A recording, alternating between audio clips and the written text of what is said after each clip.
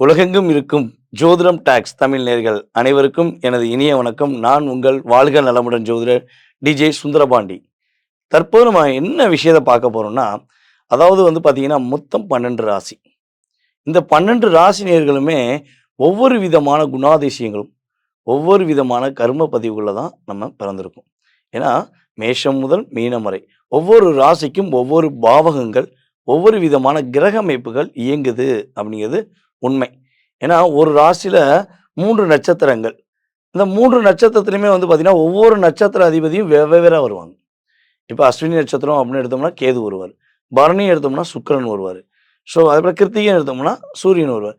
இதே மாரி தான் ஒவ்வொரு ராசிக்குமே 3 நட்சத்திரங்கள், 3 நட்சத்திர அதிபதிகள், அதேபோல அந்த ராசியில உச்சம், நீசம் அப்படின்னு பெற்ற கிரக அமைப்புலாம் நெறைய இருக்கு.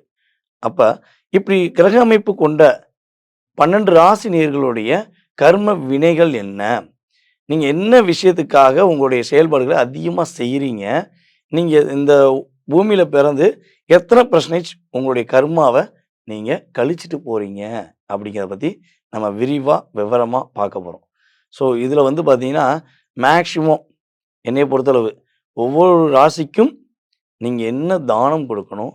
என்ன விஷயங்கள பயன்படுத்தணும்? அப்படிங்கிறத துல்லியமா எடுத்துட்டு வந்துருங்க. அதாவது 100% உங்களுடைய பிறப்பின் ரகசியத்தைய பத்தியும் நம்ம பார்க்க போறோம்.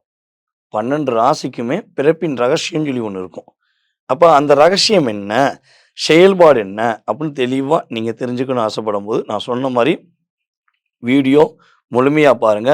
உங்களுக்கு ரொம்ப ரொம்ப பயனுள்ள விஷயமாக, வாழ்நாள் முழுவதும் பயனுள்ள செயல்பாடாக இது உங்களுக்கு உதவும் என்பது என்னுடைய கருத்து. வாங்க வீடியோக்குள்ள போலாம். தனக்காக வாழாமல் பிறருக்காக வாழக்கூடிய ஒரே ராசி நம்மளுடைய ரிஷப ராசி தான். ரிஷப ராசிக்காரங்க ஒரு வீட்ல இருக்காங்க, ஒரு அலுவலகத்தில இருக்கீங்க அப்டின்னா, அந்த அலுவலகமும் சரி, அந்த வீடும் சரி சந்தோஷத்தை மேற்கொள்ளும். ஏன்னா, இயல்பாகவே மற்றவர்களுக்கு சந்தோஷத்தை கொடுக்கக்கூடிய ஒரு கர்ம பலன்களை தான் நீங்க தற்போது அடைஞ்சிருக்கீங்க. எப்பயோ உங்களுக்கு சந்தோஷம் இருக்குன்னு சொல்லியிருக்கீங்களா? கட்டாயமாக இந்த வாழ்நாள் முழுவதும் நீங்க செக் பண்ணி பார்த்தீங்கன்னா, உங்க சதவீதம் சந்தோஷத்தினுடைய அளவு 30 டூ 40. ஆனா, உங்கள் மூலமாக மற்றவர்களுக்கு 90 டூ 80. 80 டூ 90 வரையும் உங்கள் மூலமாக அவங்களுக்கு நன்மை இருக்கும், பொருளாதாரத்தில் வெற்றி இருக்கும், ஆட்டோமேட்டிக்கா மகிழ்ச்சிகள் இருக்கும் என்பது நிதர்சனமான உண்மை. அந்தஸ்தை விட அன்புக்கு பணியக்கூடிய நபர் தான் நீங்க. உங்கள்ட்ட அன்பு காட்டிட்டா போதும். அதாவது என்ன சொல்லணும், ஜாதி, மதம், இனம், மொழி, அப்புறம் உயர்ந்தவன், தாழ்ந்தவன் அப்படிங்கிற எல்லா பாகுபாடையும் தூக்கி போட்டுட்டு நம்மட்ட அன்பு காட்டுறாங்க. உண்மையான அன்பு வச்சிருக்காங்க. அப்படிங்கிறத அப்சர்வ் பண்ணி நீங்க என்ன பண்ணுவீங்கன்னா, கேட்ச் பண்ணுவீங்க. நீங்க ஒரு என்னைய பொறுத்தவரை ரிஷபராசி என்பர்கள் பார்த்தீங்கன்னா, இந்த காளமாடுன்னு சொல்லுவாங்க. கேள்விப்பட்டுருக்கீங்களா? அப்படியே இந்த காளமாடு என்ன பண்ணும், எவ்வளோ வெயிட் வச்சாலும் தாங்கும். நம்ம தன்னுடைய ஓனர் எவ்வளோ வெயிட் குடுத்தாலும் தாங்கும். ஏன்னா, அவங்களுக்கு விசுவாசமா இருக்கிறது. அதே மாரி தான் நீங்க. உங்க மேல அன்பு வச்சாங்கன்னு நீங்க உள்ள ஒரு ஃபீல் பண்ணிட்டீங்கன்னா, அவங்க உங்களுக்கு என்ன அழுத்தத்த குடுத்தாலும் சரி, உங்களுக்கு என்ன பிரச்சனைய குடுத்தாலும் சரி, கஷ்டத்தையே குடுத்தாலும், என்னதான் இருந்தாலும் நம்ம மேல அன்பு வச்சிருந்தாங்கல்ல. என்னதான் இருந்தாலும் அவங்க நம்ம மேல உண்மையான அன்பு வச்சிருந்தாங்கல்ல. அப்படின்னு ஒரு மென்டாலிட்டியிலேயே யோசித்து, யோசித்து, யோசித்து உங்களுடைய வாழ்க்கையோட சந்தோஷத்த குறைச்சுக்குவீங்க. சரி, உங்களுடைய ஆப்போசிட் பார்ட்டி அதே மாரி உங்க மேல நீங்க வச்சிருக்க அன்ப புரிஞ்சுகிட்டு நடப்பாங்களான்னா, உங்களுடைய அன்ப வாங்கிக்கிருவாங்க. உங்கள்ட்ட இருந்து பணத்த வாங்கிக்கிருவாங்க. உங்கள்ட்ட உள்ள முக்கியமான விஷயங்கள்லாம் வாங்கிக்கிருவாங்க. குடுக்குறது எல்லாம் நெகட்டிவ். ஆனா உங்கள்ட்ட இருந்து வாங்குறதெல்லாம் பாசிட்டிவ். இதுதான் உங்களுடைய வாழ்க்கையில நடக்கக்கூடிய விஷயங்கள். அதேபோல நம்முடைய ரிஷபராசி அன்பர்கள் பார்த்தீங்கன்னா, உள்ளூரை விற்பதை விட, அதாவது பிறந்த ஊர்ல இருப்பதை விட, வெளியூர், வெளிமாநிலம், வெளிநாடு செல்லக்கூடிய பாக்கியம் அதிகமாக உண்டு. மேக்ஸிமம் பார்த்தீங்கன்னா, நம்மளுடைய ரிஷபராசி அன்பர்கள்ல ஒரு 70 டூ 80% அன்பர்கள், நான் பிறந்த ஊர் ஒண்ணுங்க, வளர்ந்த ஊர் ஒண்ணுங்க. நான் பிறந்த ஊருக்கு வந்த பிறகு தான் கொஞ்சம் எனக்கு மாற்றம் வந்துச்சு. அப்படின்னு சொல்லக்கூடிய சூழ்நிலையும், கிரக அமைப்பும் ஆட்டோமேட்டிக்கா செயல்படும் என்பது உண்மை. அதேபோல பார்த்தீங்கன்னா, தன்னுடைய வேலைய சிறப்பா முடிக்கக்கூடிய ஆற்றல். எவ்வளோ வேலை குடுத்தாலும், அத மனசார தன்னுடைய ஓனருக்கு, தன்னுடைய மேனேஜருக்கு, தன்னுடைய அதிகாரிகளுக்கு ர ரிசல்ட்ட கரெக்ட்டா குடுக்கக்கூடிய நபராக இருக்கக்கூடிய ஒரே ஆள் நம்மளுடைய ரிஷபராசி அன்பர்களாகிய நீங்க தான். எவ்வளோ வேலை குடுத்தாலும் சரி. அதாவது என்ன சொல்லுவோம்னா, தம்பி உங்க வேலைக்கு சேர்க்கும்போது சொல்லியிருப்பாங்க. உங்களுக்கு 12 ஒரு 8 மணி நேரம் வேலை, இல்ல ஒரு 12 மணி நேரம் வேலைன்னு சொல்லியிருப்பாங்க. நீங்களும் ஆனா ஜாயின் பண்ணியிருப்பீங்க. ஆனா அதை விட ஒரு 1/2 மடங்கு எக்ஸ்ட்ரா குடுப்பாங்க டயத்த. அப்பயும் நீங்க ஏதாவது கேள்வி கேட்பீங்க அப்படின்னு அவங்க பார்த்தாலும் நீங்க கேட்க மாட்டீங்க. சரி நம்மள நம்பி ஒப்படைச்சிருக்காங்க. இந்த வேலைய நம்ம முடிச்சுட்டு தான் போணும். அப்படின்னு உங்களுடைய முக்கியமான விஷயங்கள்லாம் தூக்கி போட்டுட்டு, உங்களுடைய கம்பெனிக்கும், உங்களுடைய மேலதிகாரிக்கும் ரொம்ப ரொம்ப விசுவாசமாக இருக்கக்கூடிய ஆற்றல் உங்களுக்கு இயல்பாகவே உண்டு என்று பார்க்கிறோம். அதேபோல இன்னொரு விஷயம் சொல்லலாம். நண்பர்களாலும், உறவினர்களாலும், பார்ட்னராலும் அதிகமாக லாபத்தை சந்தித்ததை விட, அதிகமாக சந்தோஷத்தை சந்தித்ததை விட, ஏமாற்றத்தை சந்தித்தது தான் நீங்க அதிகம் என்பது நிதர்சனமான உண்மை. சரி, இப்ப நம்ம ரிஷபராசி பெண்களுடைய குணாதிசயம் பார்த்தோம்னா, நீட்னஸ் சுத்தமா இருக்கணும். வீடு சுத்தமா இருக்கணும். அடுப்படி சுத்தமா இருக்கணும். அதேபோல வந்து பார்த்தீங்கன்னா, நீங்க வேலை பார்க்குற இடம் சுத்தமா இருக்கணும். அப்படிங்கிற தாட் எப்பவுமே உங்களுக்கு இருக்கும். அதேபோல கண்ணாடிக்கு முன்னாடி குறைஞ்சது ஒரு 20 நிமிஷமாச்சும் உங்கள பார்ப்பீங்க. ஒரு 10 நிமிஷம், 20 நிமிஷமாச்சும் கண்ணாடிய பார்ப்பீங்க. ஓகே. கரெக்ட்டா இருக்கா? எல்லாமே பக்காவா இருக்கா? ஓகே. சூப்பர். ஏன்னா நம்மள ஒரு ஆள் கூட ட்ரெஸ்ஸிங் சென்ஸ்லயும் சரி, ஒரு எதுலயுமே சரி நம்மள தவறா சொல்லிறக்கூடாது. அப்படிங்கிற ஒரு இயல்பான ஆற்றல் உங்களுக்கு உண்டு. அதேபோல சமையல் அறையை மிகப்பெரிய தூய்மையான அறையாக, "இப்படி இருக்கணும்யா, அடுப்படினா இப்படி இருக்கணும்யா" அப்படின்னு சொல்லக்கூடிய அளவுக்கு தூய்மையாக வைக்கக்கூடிய ஆற்றல் நம்மளுடைய ரிஷபராசி பெண்களுக்கு இயல்பாகவே உண்டு. குழந்தைகள் மீது அதிகமான பாசம் இருக்கும். தான் பெற்ற குழந்தைகள் மேலும் பாசம் வைப்பாங்க. அதேபோல வந்து பார்த்தீங்கன்னா, பக்கத்து வீட்டு குழந்தையும் பாசமா கொஞ்சுவாங்க. ஒரு பஸ்ஸு ட்ராவல்ல போறீங்க, ஒரு பைக்ல போனீங்கன்னா கூட, ஒரு குழந்தை சிரிச்சுச்சுன்னா, ஆட்டோமேட்டிக்கா உங்களுக்கு ஸ்மைல் வரும். இது ரிஷபராசிக்குரிய இயல்பான குணம். நீங்க எப்ப சிந்திப்பீங்க, எப்ப சிரிப்பீங்க அப்டின்னா, ஒரு குழந்தையோட புன்னகைக்கு தான் உங்களுடைய சிரிப்ப வெளிப்படுத்துவீங்க. அதுலேருந்து ஏதோ ஓகே மத்தவங்களுக்காக சிரிப்போம். மத்தவங்க நம்மள வந்து சோகமா இருக்கோம்னு சொல்லிறக்கூடாது. அப்படிங்கிற சிரிப்பு இருக்கும். ஆனா, வெளிப்படையான உள் மனதிலிருந்து சிரிப்பு வர்றது, குழந்தை முகத்தை பார்த்தவுடன் ஆட்டோமேட்டிக்கா உங்களுக்கு சிரிப்பு வரும் என்பது நிதர்சனமான உண்மை. அதேபோல இயல், இசை, நாடகம், பரதநாட்டியம் இந்த கலைகள்ல நம்முடைய ரிஷபராசி பெண்கள் அதிகமாக பங்கேற்கக்கூடிய வாய்ப்புகள் உண்டு. அதேபோல கல்யாணம் முடிச்சாலும் ரிஷபராசி பெண்கள் வந்து பார்த்தீங்கன்னா, "எங்க அம்மா போல உண்டா? எங்க அம்மா வீடு மாரி உண்டா?" அப்பா வீடுன்னு சொல்ல மாட்டாங்க. அப்பா அம்மா போல உண்டா? எங்க அம்மாவ போல வீடு உண்டா? அப்படின்னு அம்மாவை பத்தி அதிகமாக ஒரு சிந்திக்கக்கூடிய ஆற்றல் ரிஷபராசி பெண்களுடைய இயல்பான குணாதிசயம். அதேபோல ரிஷபராசிக்காரங்க வந்து பார்த்தீங்கன்னா, மேக்ஸிமம் பிறருடைய கர்மாவை ஏத்துக்கொண்டு, பிறருடைய பிரச்சனையை ஏத்துக்கொண்டு, பிறருக்கு அன்பு செலுத்த வேண்டும் என்ற நோக்கத்தில் தன்னைத்தானே வருத்தி, வாடி, கஷ்டப்பட்டு தான் வாழ்க்கையை நடத்துறீங்க அப்படிங்கிறது உண்மை. அதேபோல ரிஷபராசிக்காரங்க வேலைன்னு சொல்லி பார்த்தீங்கன்னா, அரசாங்க வேலையில அதிகமா ட்ரை பண்ணுவீங்க. ஆசிரியர் பணியில வேலை பார்க்கக்கூடிய வாய்ப்புண்டு.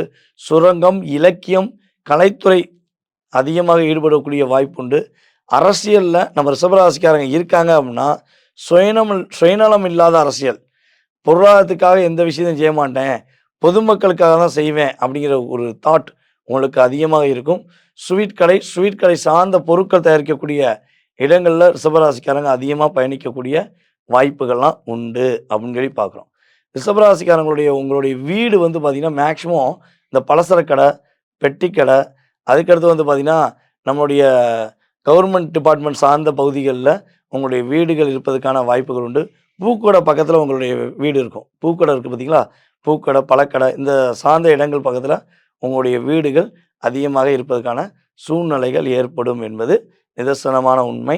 நீங்க இந்த கர்மாவை, இந்த பூமியில பிறந்த செயல்பாடுல உங்களுடைய கர்ம பலனை நீங்க கழிக்கணும் அப்படின்னு ஆசைப்பட்டீங்கன்னா, ஒரே ஒரு விஷயங்க. மாசத்துக்கு ஒரு முறை வெள்ளிக்கிழமை சர்க்கரை பொங்கல் வச்சு, உங்களுடைய வீட்டு பக்கத்தில இருக்க எல்லாருக்கும் தானமா குடுங்க. சர்க்கரை பொங்கல் வைத்து நீங்க தானமாக கொடுக்கும்போது, உங்களுடைய கர்ம பலன்கள் உறுதியாக நல்ல பலன்கள் உங்கள தேடி வரும்.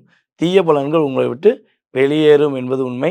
பசுமாடுக்கு உறுதியாக ஒவ்வொரு பௌர்ணமி அன்றும், பசுமாட்டுக்கு ரிஷபராசி என்பர்கள் ஒவ்வொரு பௌர்ணமி அன்றும் நீங்க வந்து தானம் குடுக்கிறது, பசுமாடுக்குரிய உணவுகள் குடுக்கிறது, அகத்திக்கீரை குடுக்கிறது.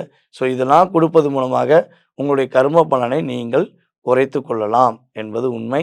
திருமண வாழ்க்கை என்று பார்க்கும்போது, திரும்பி பார்த்தா 0 அப்படிங்கிற வாழ்க்கையில கிட்டத்தட்ட 60லிருந்து 70% அன்பர்கள் ரிஷபராசிக்காரங்க இருக்கீங்க. ஸோ அத தாண்டி திருமண வாழ்க்கை சிறப்பா இருக்கு அப்படின்னு சொன்னீங்கன்னா, உங்களுடைய லக்னாதிபதி லக்னத்துக்கு 7ஆம் இடத்து அதிபதி வலுவாக இருந்தா சிறப்பா இருக்குன்னு சொல்ல முடியும் என்று பார்க்குறோம். ஸோ இந்த கர்மாவை நீங்க கழிக்கக்கூடிய வாய்ப்புகள் அப்படின்னு சொல்லி பார்க்கும்போது, குறைஞ்சது ராசியின் அடிப்படையில பார்க்கும்போது, என்னைய பொறுத்தளவு உங்களுக்கு 70% இந்த கர்ம பலனை நீங்க கழிக்கிறதுக்காக தான் பிறந்திருக்கீங்க. உங்களுடைய வாழ்க்கையில் மாற்றமும், ஏற்றமும் ஏற்பட, நல்ல முன்னேற்றம் ஏற்பட, நான் சொன்ன பரிகாரம் ரெகுலரா ஃபாலோ பண்ணுங்க.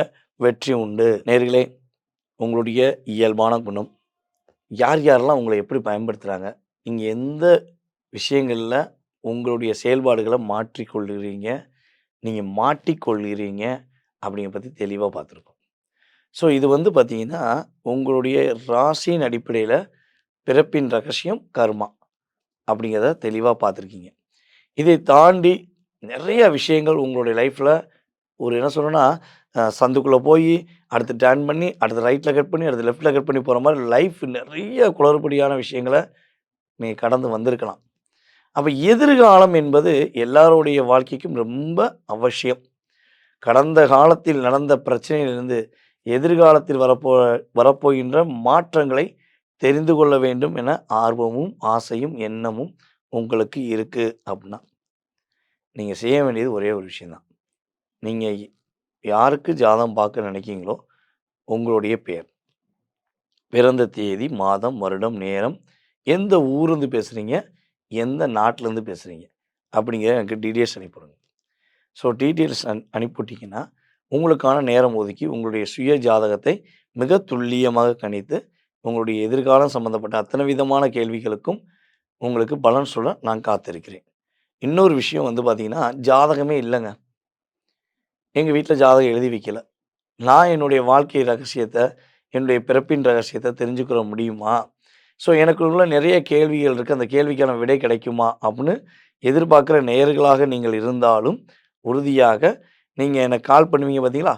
அந்த நேரத்தை பிரசன்னமாக எடுத்துக்கொண்டு, உங்களுடைய வாழ்க்கையுடைய மாற்றங்கள், முன்னேற்றங்கள் என்ற செயல்பாடை உறுதியா கணித்து கூற முடியும் என்பது என்னுடைய கருத்து. ஓகேவா? இதை தாண்டி ஜோதிடம் என்பது மிகப்பெரிய கடல். ஜோதிடம் என்பது மிகப்பெரிய கடல். இந்த ஜோதிடத்த கத்துக்கிறன்னு ஆசை, ஆர்வம் யாருக்காச்சும் இருக்குன்னா, உறுதியாக நீங்க என்ன பண்ணலாம்? நம்மளுடைய ஆன்லைன் கிளாஸ்ல கலந்துக்கலாம். நம்ம ஆன்லைன் கிளாஸ் வந்து பார்த்தீங்கன்னா, இது வந்து 5வது பேட்ச். ஆன்லைன் மூலமாக நம்ம கிட்டத்தட்ட 4 பேட்ச் எடுத்துட்டோம். அடிப்படை ஜோதிடம் கத்துக் குடுத்துக்கிட்டு இருக்கோம்.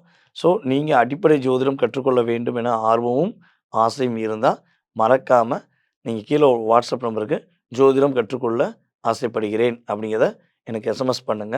கட்டாயமாக உங்களுக்கு லிங்க் அனுப்பப்படும். வருகிற சித்திரை மாதம் 1ஆம் தேதியிலேருந்து கிளாஸ் ஆரம்பம். ஓகேவா? ஸோ, நீங்க எந்த ஊர்ல இருந்தாலும் சரி, எந்த நாட்ல இருந்தாலும் சரி, உங்களுடைய வீட்லயோ இல்ல உங்களுடைய அலுவலகத்திலிருந்தே நீங்கள் எளிதாக ஜோதிடம் கற்றுக்கொள்ள முடியும். அதற்கான டெர்ம்ஸ் அண்ட் கண்டிஷன் உங்களுக்கு எஸ்எம்எஸ்ல சொல்லப்படும். வாய்ப்புகளை பயன்படுத்திக் கொள்ளுங்கள். மாற்றமும், ஏற்றமும் உங்களுக்கே என்பதை கூறிக்கொண்டு, நான் உங்களிடமிருந்து தற்போது விடைபெறுகிறேன். நான் உங்கள் வாழ்க நலமுடன் ஜோதிடர் டி.ஜே. சுந்தரபாண்டி, சிவகாசியிலிருந்து. நன்றி.